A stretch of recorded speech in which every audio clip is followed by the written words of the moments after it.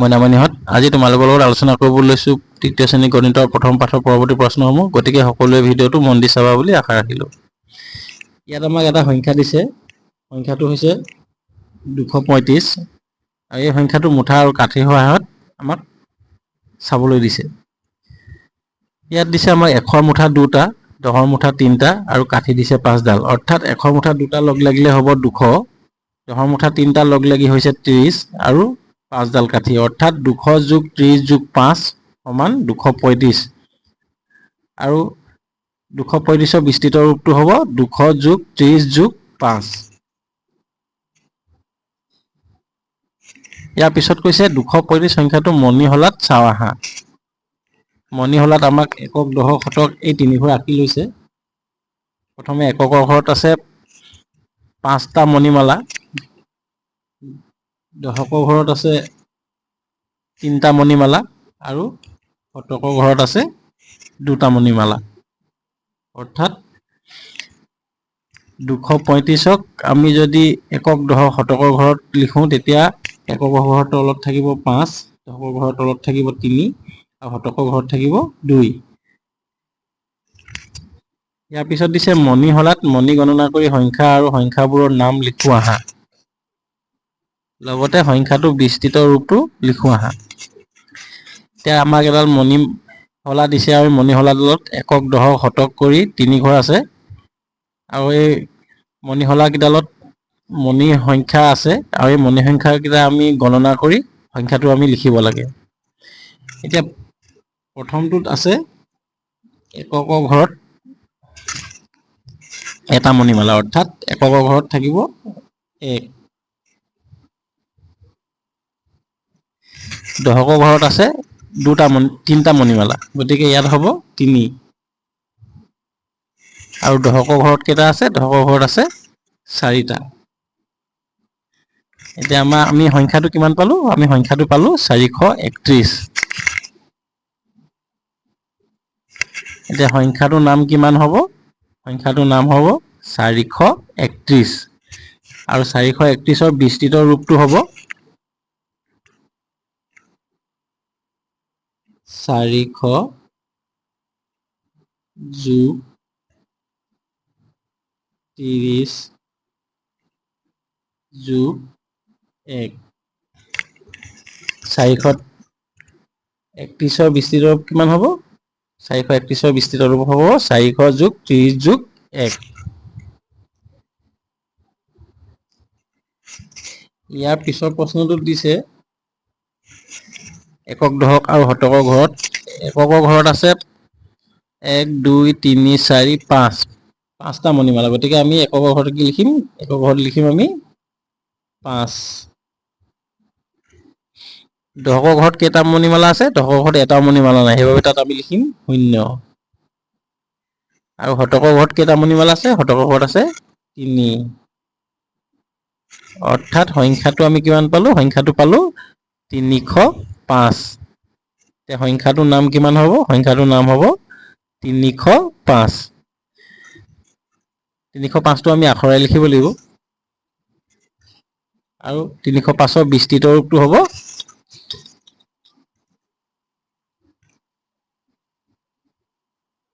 300 যোগ 0 যোগ 5। 305ৰ বিস্তৃত ৰূপটো ধৰিব পাৰিছানে? ইয়াৰ পিছৰ প্ৰশ্নত দিছে তলৰ তালিকাখন পূৰ কৰো আহা। আৰু তালিকাখনত আমাক দিছে সংখ্যাৰ নাম, সংখ্যা আৰু বিস্তৃত ৰূপ। উদাহৰণস্বৰূপে আমাক এটা সংখ্যা দিছে 207 আৰু সংখ্যাটো 207 সংখ্যাৰে লিখি দিছে আৰু বিস্তৃত ৰূপটো লিখি দিছে 200 যোগ 0 যোগ 7। এতিয়া আমাক কৰিবলৈ দিছে 346। 346টো আমি প্ৰথমে সংখ্যাৰে লিখি ল'ব লাগিব।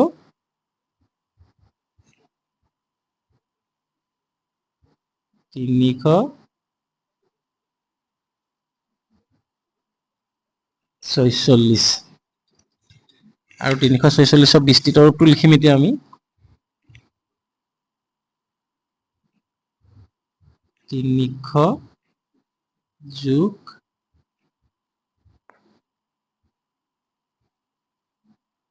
40 যোগ 6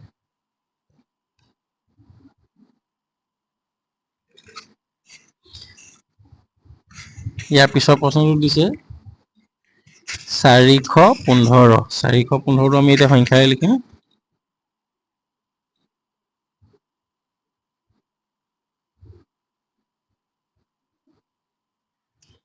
আৰু 415 বিস্তৃত ৰূপটো হ'ব 400 যোগ 10 যোগ 5 415 বিস্তৃত ৰূপটো ধৰিব পাৰিছানে পৰৱৰ্তী প্ৰশ্নবোৰলৈ যাম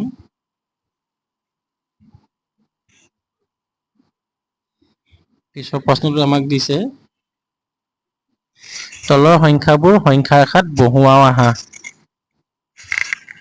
আমাক এডাল সংখ্যা ৰেখা দিছে আৰু কিছুমান সংখ্যা দিছে এই সংখ্যাবোৰ সংখ্যা ৰেখাডালত বহাবলৈ দিছে আমাক ক নম্বৰ প্ৰশ্নত দিছে 105 117 123 135 আৰু 148 এতিয়া আমি এই সংখ্যা ৰেখাত সংখ্যাবোৰ বহুৱা আহা প্ৰথমতে দিছে 105 105 সংখ্যাটো 100 আৰু 110ৰ ভিতৰত গতিকে আমি 105টো বহাম 100 আৰু 110ৰ মাজত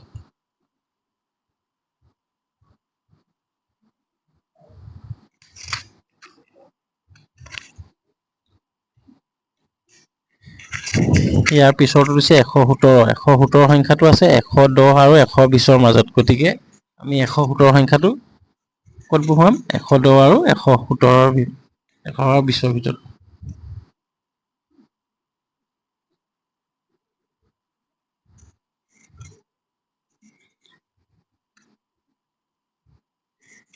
ইয়াৰ পিছৰটো দিছে সংখ্যা 123 সংখ্যাটো আমি ক'ত পাম 120 আৰু 130ৰ মাজত 123 সংখ্যাটো পাম গতিকে আমি 123টো ক'ত বহাম 123টো বহাম আমি 120 আৰু 130ৰ মাজত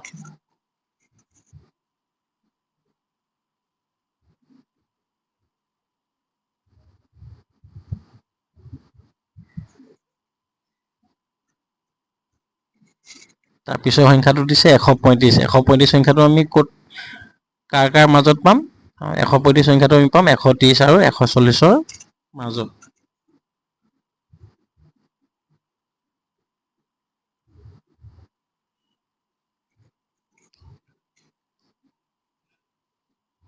শেষৰ সংখ্যাটো হৈছে 148 সংখ্যাটো আমি 140 আৰু 150ৰ মাজত পাম গতিকে আমি 148টো লিখিম 140 আৰু 150ৰ ভিতৰত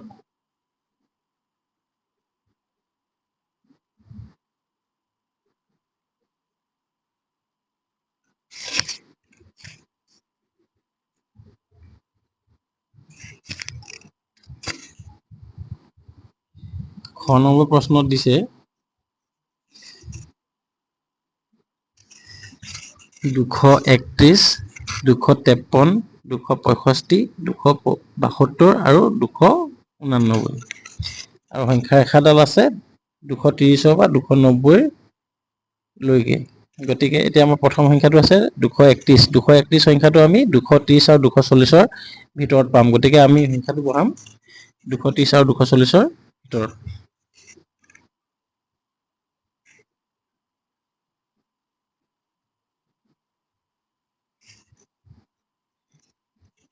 ইয়াৰ পিছৰ সংখ্যাটো হৈছে 253 সংখ্যাটো আমি ক'ত পাম 253 সংখ্যাটো পাম আমি 250 আৰু 260ৰ ভিতৰত গতিকে আমি 253 সংখ্যাটো 250 আৰু 260ৰ ভিতৰত লিখিব লাগিব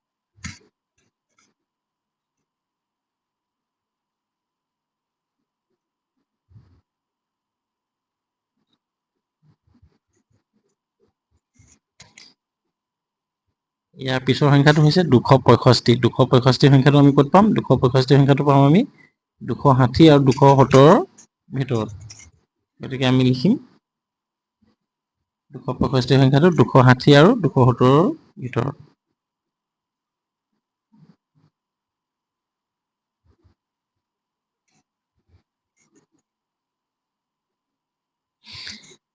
ইয়াৰ পিছৰ সংখ্যাটো হৈছে 272 আমি 272 সংখ্যাটো ক'ত পাম 272 সংখ্যাটো পাম 270 আৰু 280 ভিতৰত গতিকে আমি ইয়াত লিখিম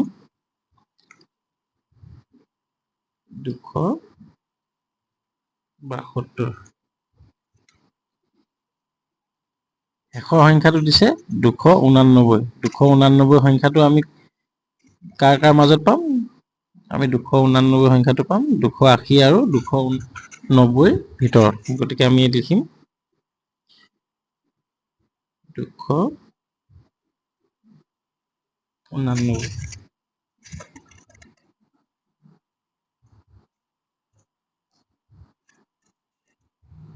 গ নম্বৰ প্ৰশ্নত দিছে প্ৰথম সংখ্যাটো দিছে 355 355 আমি ক'ত পাম 355 সংখ্যাটো পাম আমি 350 আৰু 360 ভিতৰত গতিকে আমি 355 লিখিম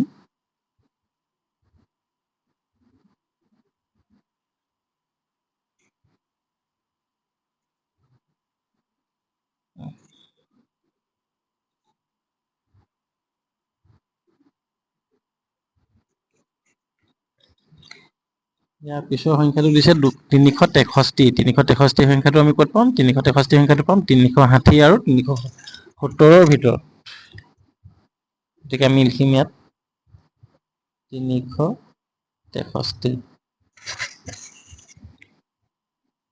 পিছৰ সংখ্যাটো হৈছে 386 386 সংখ্যাটো আমি ক'ত পাম 386 সংখ্যাটো পাম আমি 380 আৰু 390 ভিতৰত আমি ইয়াত লিখিম 386 পিছৰ সংখ্যাটো দিছে 395 সংখ্যাটো আমি 390 আৰু 400 ভিতৰত পাম গতিকে আমি ইয়াত লিখা হ'ব 390 আৰু 400 ভিতৰত আমি লিখিম 395 শেষৰ সংখ্যাটো দিছে 404 404 সংখ্যাটো আমি পাম 400 আৰু 410 ভিতৰত গতিকে আমি লিখিম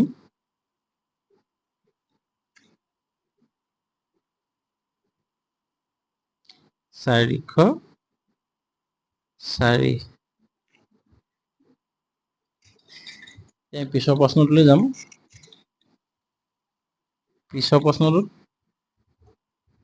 নিকটৱৰ্তী খ চাওঁ আহা আমাক এডাল সংখ্যা ৰেখা দিছে আৰু সংখ্যা ৰেখাডালত 100ত এটা গাজৰ আছে 134ত এটা হহা আছে আৰু 200 নম্বৰ সংখ্যাটোত এটা গাজৰ আছে এতিয়া ইয়াত কৈছে 100 সংখ্যাটোত থকা গাজৰটো হহাটোৰ ওচৰত আছে অৰ্থাৎ 134ৰ পৰা 100 লৈ যিমান ওচৰ হ'ব 200 লৈ কিন্তু সিমান ওচৰ নহয় অৰ্থাৎ আমি 134ৰ পৰা 100 লৈ গ'লে 34 ঘৰ যদি পিছুৱাই যাওঁ তেতিয়া আমি 100 সংখ্যাটোক পাম কিন্তু 200 সংখ্যাটো পাবলৈ হ'লে আমি 134ৰ পৰা 66 ঘৰ আগুৱাই যাব লাগিব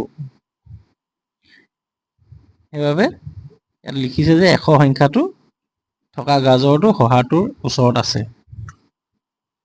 পিছৰ প্ৰশ্নটোত পিছত কৈছে হহা থকা সংখ্যাটোত নিকটৱৰ্তী খ হ'ব 100 অৰ্থাৎ 100 হ'ব হহাটোৰ নিকটৱৰ্তী খ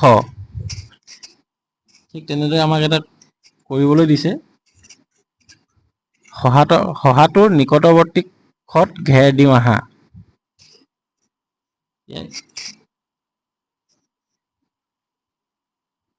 এই প্ৰশ্নটোত 200ত এটা গাজৰ আছে 260ত এটা হহা আছে আৰু 300ত এটা গাজৰ আছে এতিয়া এই 260ত থকা হহাটোৰ বাবে নিকটৱৰ্তী খ কোনটো হ'ব সেইটো হ'ব 300 কাৰণ 260ৰ পৰা 300 লৈ আমি অকল 40 ঘৰ আগুৱাই গ'লে 300 সংখ্যাটো পাম কিন্তু 260ৰ পৰা 200 লৈ যদি আমি পিছুৱাই যাবলৈ হয় তেতিয়া আমি 60 ঘৰ পিছুৱাই যাব লাগিব সেইবাবে হহাটোৰ নিকটৱৰ্তী খ হ'ব 300 আমি 300টোত ঘেৰ দিম।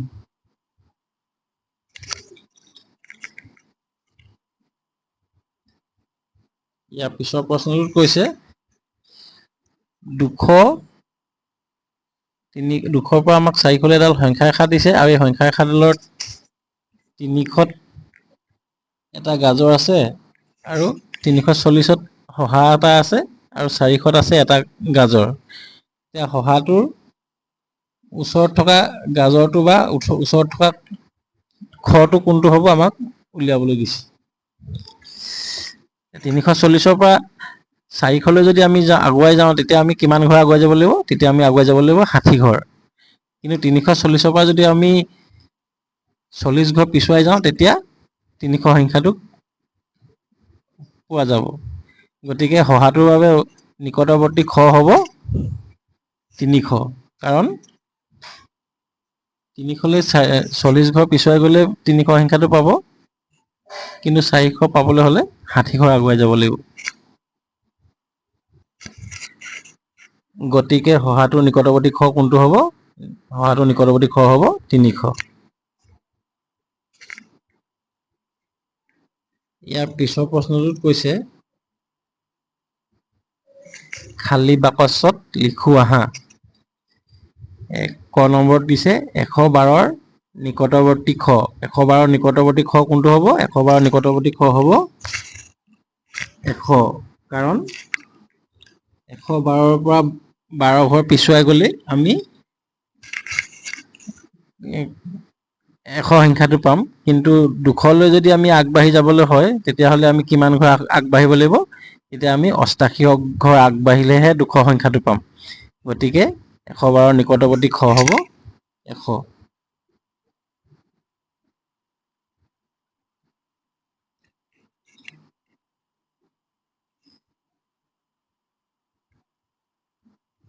খ নম্বৰ প্ৰশ্নটোত কৈছে 178ৰ নিকটৱৰ্তী খ। 178ৰ নিকটৱৰ্তী খ কোনটো হ'ব? 100 আৰু 200ৰ ভিতৰত 178ৰ নিকটৱৰ্তী খ হ'ব 200, কাৰণ 178ৰ পৰা আমি যদি 22 ঘৰ আগুৱাই যাওঁ তেতিয়া 200 সংখ্যাটো পাম। কিন্তু 178ৰ পৰা যদি আমি পিছুৱাবলৈ হয় 100লৈ, তেতিয়া আমি কিমান ঘৰ পিছুৱাব লাগিব? 78 ঘৰ পিছুৱাব লাগিব। সেয়ে 178ৰ নিকটৱৰ্তী খ হ'ব 200।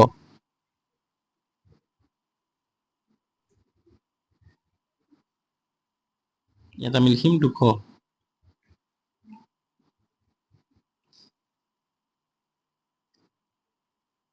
গ নম্বৰ প্ৰশ্নটোত কৈছে 251ৰ নিকটৱৰ্তী খ। 251ৰ নিকটৱৰ্তী খ কোনটো হ'ব? 251ৰ নিকটৱৰ্তী খ হ'ব 300, কাৰণ 251ৰ পৰা আমি 300লৈ যাবলৈ হ'লে 49 ঘৰ যাব লাগিব, কিন্তু 200লৈ যদি যাবলগীয়া হয় তেতিয়াহ'লে আমি 51 ঘৰ পিছুৱাই যাব লাগিব। গতিকে 251ৰ নিকটৱৰ্তী খ হ'ব 300।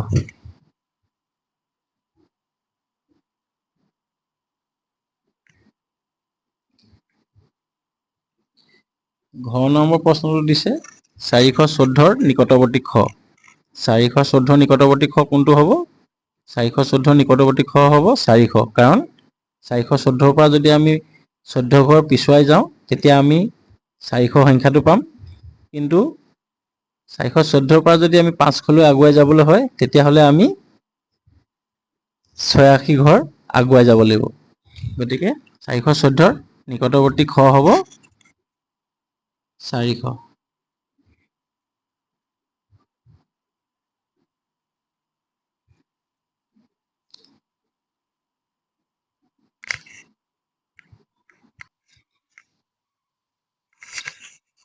ইয়াৰ পিছৰ প্ৰশ্নটোত কৈছে মুঠা আৰু কাঠিবোৰ চাই সংখ্যাবোৰৰ বিস্তৃত ৰূপৰ সৈতে সংখ্যাবোৰ মিলাও আহা।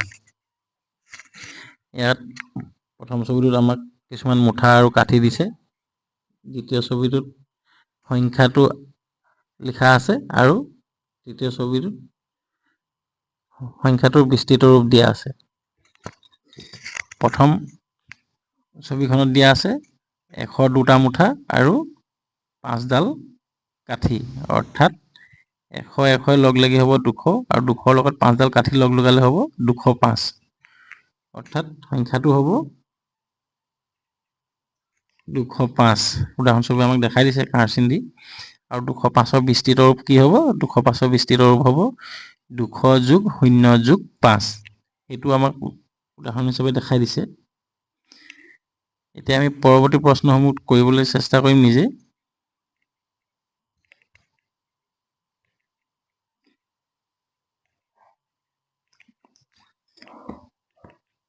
ইয়াত দিয়া আছে 100 দুটা মুঠা 10ৰ 4টা মুঠা আৰু কাঠি আছে 1 2 3 4 5 6 7 অৰ্থাৎ 100 লগ লাগি হ'ব 200 10ৰ 4টা মুঠা লগ লাগি হ'ব 40 সৰ্বমুঠ হ'ব 240 আৰু 240ৰ লগত 7ডাল কাঠি লগ লগালে আমি পাম 247 এতিয়া 247 সংখ্যাটো ক'ত লিখা আছে 247 সংখ্যাটো আছে ওপৰৰ ঘৰটোত আৰু 247ৰ বিস্তৃত ৰূপটো কি হ'ব 247ৰ বিস্তৃত ৰূপ হ'ব 200 যোগ 40 যোগ 7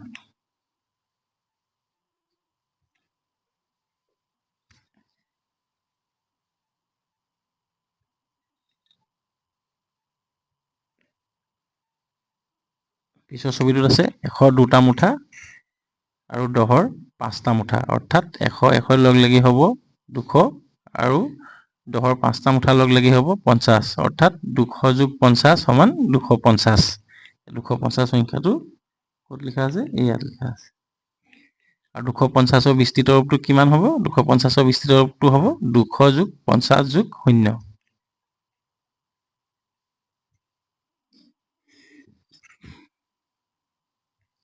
পিছৰটোলৈ যাম পিছৰটোত আছে 100ৰ 3টা মুঠা অৰ্থাৎ 100 যোগ 100 যোগ 100 সমান 100 100 200 200ৰ লগত 100 যোগ কৰিলে হ'ব 300 300টো ক'ত আছে 300 সংখ্যাটো আছে ইয়াত আৰু 300ৰ বিস্তৃত ৰূপ হ'ব 300 যোগ 0 যোগ 0 ইয়াৰ পিছৰ প্ৰশ্নলৈ যাম এতিয়া স্থানীয় মান আৰু নিজা মান চাওঁ আহা ইয়াত এখন তালিকা দিছে একক দশক শতক আৰু সংখ্যা এটা দিছে 235 এককৰ ঘৰত আছে 5 দশকৰ ঘৰত 3 আৰু শতকৰ ঘৰত 2 এতিয়া আমাক ইয়াত কৈছে 2 স্থানীয় মান হ'ব 200 আৰু নিজা মান হ'ব 2 3 স্থানীয় মান 3 10 বা 30 আৰু নিজা মান 3 5ৰ স্থানীয় মান 5 1 বা 5 আৰু নিজা মান 5 এতিয়া আমাক কৈছে সংখ্যা এটাৰ অংকবোৰৰ নিজা মান হ'ল অংকবোৰ নিজেই এতিয়া আমাৰ তলত এখন তালিকা দিছে তালিকাখন ঘেৰ কৰা অংকবোৰৰ স্থানীয় মান আৰু নিজা মান লিখিবলৈ আমাক দিয়া হৈছে তালিকাখনত আছে সংখ্যা স্থানীয় মান আৰু নিজা মান আমাক এটা প্ৰথম সংখ্যাটো দিছে 123 আৰু 123ত 3 সংখ্যাটোক ঘেৰ দিয়া হৈছে আৰু ইয়াত 3 স্থানীয় মান লিখিব দিয়া হৈছে আমাক 3 স্থানীয় মান কিমান হ'ব 3 স্থানীয় মান হ'ব 3 1 বা 3 আৰু নিজা মান হ'ব 3 পিছৰ সংখ্যাটো দিছে 130 130ত 3 সংখ্যাটো আমাক ঘেৰ দিয়া হৈছে 3 স্থানীয় মান হ'ব 3 10 বা 30 আৰু নিজা মান হ'ব 3 ইয়াৰ পিছৰ সংখ্যাটো দিছে 201 আৰু শূন্য সংখ্যাটোত ঘেৰ দিয়া আছে গতিকে শূন্যৰ স্থানীয় মান হ'ব 0 10 বা 0 আৰু নিজা মান হ'ব 0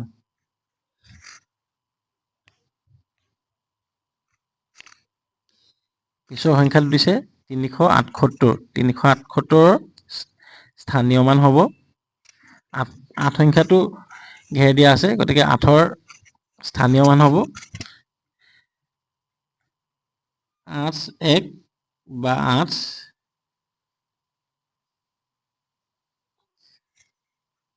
আৰু নিজা মান হ'ব 8। পিছৰ সংখ্যাটো দিছে 521। 521ত 5 সংখ্যাটো ঘেৰ দিয়া আছে, গতিকে 5ৰ স্থানীয় মান হ'ব 500 আৰু নিজা মান হ'ব 5। শেষৰ সংখ্যাটো দিছে 570 আৰু শূন্য সংখ্যাটোত ঘেৰ দিয়া হৈছে। শূন্যৰ স্থানীয় মান হ'ব 0 একক 01 বা 0 আৰু নিজা মান হ'ব 0। মইনামণিহঁত, আজি ভিডিঅ'টো ইমানতে সামৰণি মাৰিছোঁ। পৰৱৰ্তী এটা নতুন ভিডিঅ'ৰ সৈতে লগ পোৱাৰ প্ৰতিশ্ৰুতিৰে শুভৰাত্ৰি।